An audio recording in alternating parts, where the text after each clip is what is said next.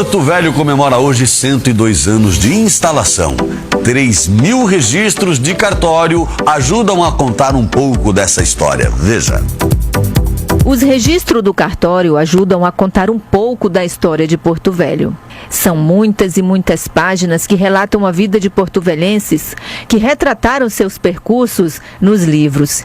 Em muitos deles, em exatos 3.000 livros desde a criação e instalação de Porto Velho até os dias atuais.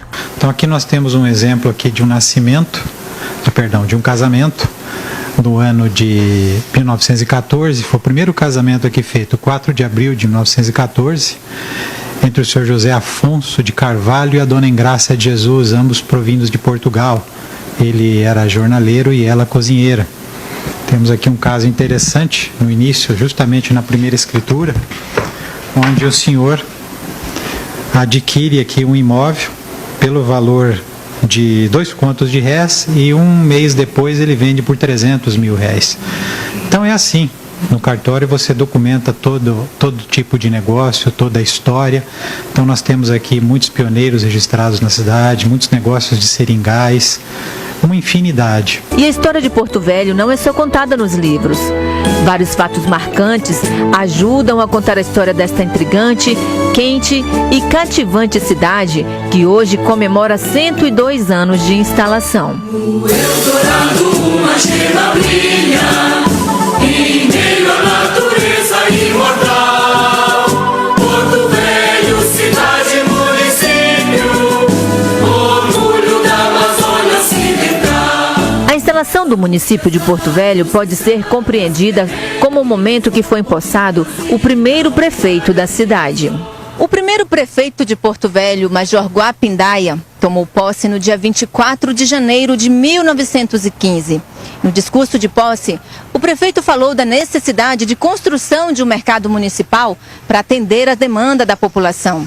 Foi daí que surgiu a ideia de construir o mercado, que hoje é conhecido como Mercado Cultural de Porto Velho. Para atender a demanda dos beradeiros, dos caboclos, aqueles que viviam na região e comercializavam de forma irregular. Digamos que a primeira missão do prefeito já se dá naquele momento. Por isso essa data é importante, porque a partir dali, no entorno da figura de Major Guapindaia, a população se encontra vendo o seu primeiro prefeito sendo empossado, tendo esperanças, de que no futuro as coisas pudessem melhorar. Mas a história da capital de Rondônia estava sendo construída bem antes desta data. Na verdade, juntamente com a construção da lendária Estrada de Ferro Madeira-Mamoré. Porto Velho surge dessas paralelas entre o Rio Madeira e os trilhos da ferrovia Madeira-Mamoré, que atravessavam esses rincões da floresta. Há exatos 110 anos atrás, em 1907, se iniciava então a construção desse sonho, dessa Estrada de Ferro Madeira-Mamoré. E quando ela é inaugurada, no dia 1º de agosto de 1912, há mais de 100 anos, temos a partir daí, no entorno desse complexo ferroviário, do outro lado de uma cerca construída pelos próprios membros da construtora que construíram a Estrada de Ferro Madeira-Mamoré, Porto Velho, que nós dizíamos Porto Velho dos Estados Unidos, ou Porto Velho Internacional, e Porto Velho do Brasil. Então, do outro lado ali da Avenida Presidente Dutra, surgia Porto Velho. A partir deste ponto existia uma administração local e do outro lado passa a existir, em 1915, uma administração da região do Brasil. Em meio a muitas dificuldades, inclusive as naturais, Porto Velho aos poucos se desenvolve. E sua população traz como registro a alegria e as tradições culturais. A cultura de Porto Velho foi mais por lado da cultura popular, De 1915 para cá, quando foi instalado, quando o Guapindaia assumiu realmente a prefeitura, a intendência na época de Porto Velho,